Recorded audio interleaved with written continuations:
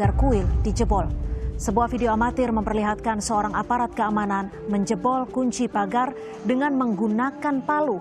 Setelahnya, pagar kuil dirobohkan. Aparat keamanan lalu memanggil sejumlah perempuan yang ada di dalam kuil untuk keluar. Mereka diperintahkan untuk membersihkan barikade api yang dipasang pengunjuk rasa. Sejumlah barikade dari material yang dibakar dipasang pengunjuk rasa untuk menghalangi laju dan pandangan aparat keamanan.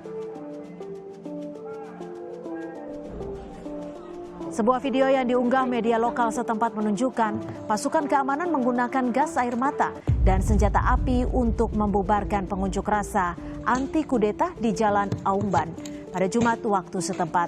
Menurut media lokal, sedikitnya 7 orang terluka akibat terkena tembakan. Beberapa pemrotes juga ditangkap dalam aksi tersebut. Saat ini korban tewas dalam unjuk rasa anti kudeta di Myanmar telah mencapai lebih dari 200 orang.